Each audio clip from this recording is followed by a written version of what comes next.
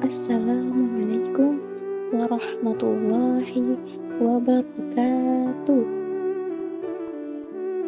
Halo teman-teman, ada pepatah yang mengatakan, tak kenal maka tak sayang.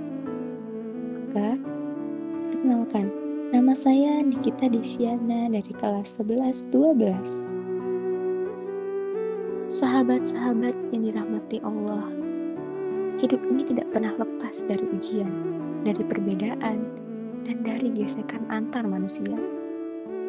Terkadang, hati kita tersulut emosi.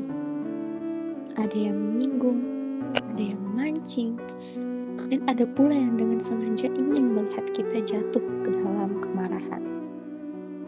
Namun, di saat seperti itulah iman kita sedang diuji. Apakah kita memilih menuruti amarah atau menahan diri demi Allah? Rasulullah Shallallahu Alaihi Wasallam pernah bersabda, bukanlah orang kuat itu yang menang dalam bergulat, tetapi orang kuat adalah yang mampu menahan amarahnya ketika marah. Hadis riwayat Bukhari dan Muslim. Lihatlah betapa indahnya ajaran Islam. Kekuatan sejati bukan pada tangan yang bisa memukul, bukan pada suara yang bisa membentak, tapi pada hati yang mampu tenang ketika dilukai. Sahabatku, setiap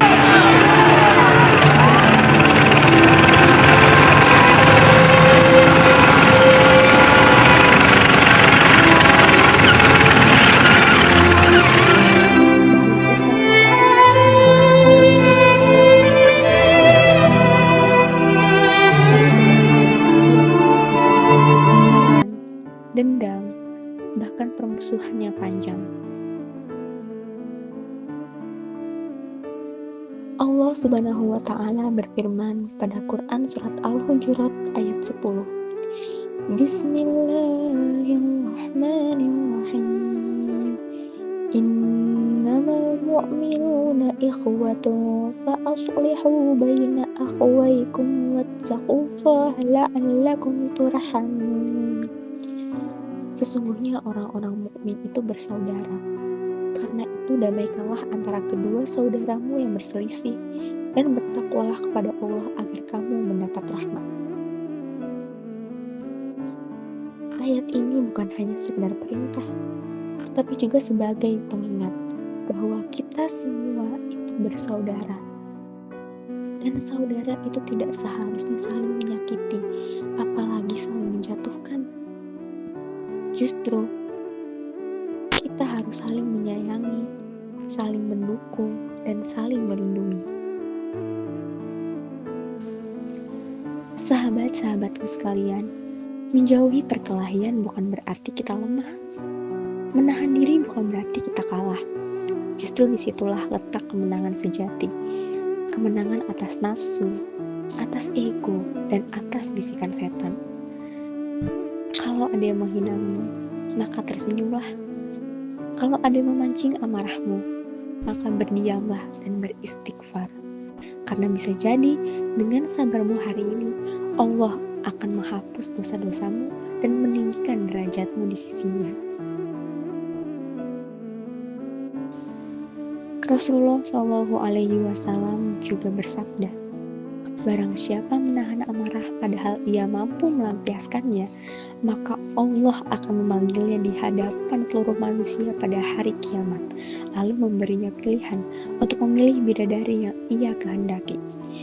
Hadis riwayat Abu Daud dan Tirmizi. Dan ingatlah sahabatku, amarah itu seperti api, dan setiap api butuh bahan bakar.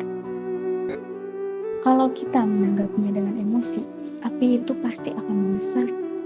Tapi sebaliknya, kalau kita padamkannya dengan sabar, dengan senyum, dan dengan doa, maka api itu akan padam, dan hati kita pun akan tenang.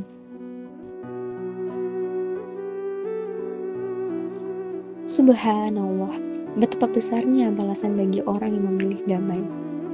Maka mari, mulai hari ini, kita jadikan diri kita sebagai pembawa ketenangan, Bukan tangan yang sibuk untuk memukul, tapi tangan yang sibuk untuk menenangkan. Bukan lidah yang sibuk untuk menyakiti, tapi lidah yang sibuk untuk selalu menyejukkan. Bukan hati yang membenci, tapi hati yang senantiasa memaafkan. Semoga Allah Subhanahu wa Ta'ala menjadikan kita hamba yang sabar, rendah hati, dan cinta perdamaian. Dan semoga setiap langkah kita membawa ketenangan, bukan pertikaian. Sekian yang dapat saya sampaikan. Semoga menjadi manfaat dan dapat diamalkan dalam kehidupan sehari-hari. Mohon maaf bila ada salah kata. Billahi taufiq wal hidayah. Wassalamualaikum warahmatullahi wabarakatuh.